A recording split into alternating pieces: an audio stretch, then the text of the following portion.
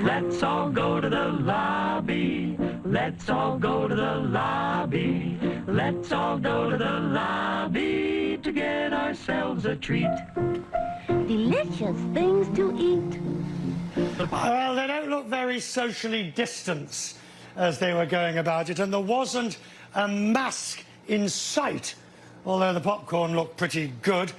We are, of course, all going back to the cinema or the movies in the not-too-distant future, as various countries, the United States already, of course, the UK after July the 4th. Many other countries are opening up. AMC Theatres is reopening in July, and social distancing and required mask. Back in March, the chief executive said he was unsure of the company's survival almost. This is the biggest, most successful company in our industry. We're a proud industry leader, and we will be on our knees. What I'm fighting for are the jobs of our 35,000 people in the US and Europe. They're out of work today, but we need there to be a company for them to come back to. So there is a company, Adam Aron is with me. He is the CEO.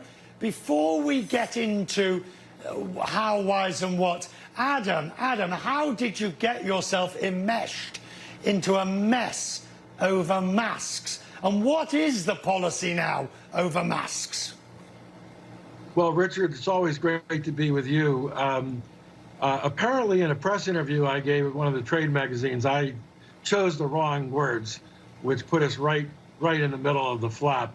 What we said was that we were strongly encouraging masks in the United States, that we expected the vast majority of our guests to wear masks, and that provoked an immediate outcry from our customers. They wanted us to require masks within, I think it was 15 hours. We put out a revised policy requiring masks across all our theaters in the United States, and that pleased our guests. And of course, that is a safer way to go. So I'm glad we got to this position. Good for you. All right, so let's talk about the reopening. What percentage of seats will you fill? How will you manage this? I remember being told that you were fascinated by the profit margin per se, so if you fill 50%, you'll be okay. Yeah, well, that's a very simple question and a complicated answer because we operate in 15 different countries. And the state of the coronavirus is very different in each of those countries. In Europe, for example, where a lot of your viewers will be watching this program, you're way ahead of the United States in terms of containing the coronavirus. So we'll be working with local governments all around the world where we have theaters to see what they recommend and suggest in terms of capacity limitations. That's what we'll observe in each country. The conditions are very different country by country. Financially, we think we can do just fine because the reality is that movie theaters aren't all that full, actually, in normal times. We only fill between 15 and 20% of our seats. So if we limit the number of seats that we sell, we actually can survive economically. What we don't know, I don't think we know, maybe you can put me right, is whether people will take the risks or believe that it's safe. I mean, that is the unknown, the untested part, and I'm guessing that's untested in each jurisdiction. Yeah, that's correct. Although we've seen a lot of market research, and what we're seeing is that most, but not all, moviegoers are going to come right back, right as soon as we open.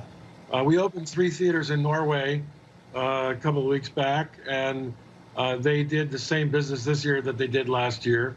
But that's not really what we're expecting. We think we'll open back up across the entirety of our circuits in all these countries at some fraction of our normal levels. And then we'll ramp back up based on guests looking around our theaters, seeing how much effort we've put into making our theaters clean and safe. We've put in exhaustive safety protocols, exhaustive cleaning protocols all across our system, whatever the country may be. And I think as guests look around, have a good time, enjoy a movie, are happy they're out of their house, and decide for themselves that what we're doing is leaving them in a safe condition. That ramp up will happen, but it's going to take some time.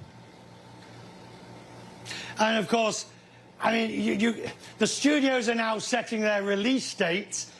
I wonder, once we see the numbers, if some studios will revise those dates again, if they can, if numbers aren't there.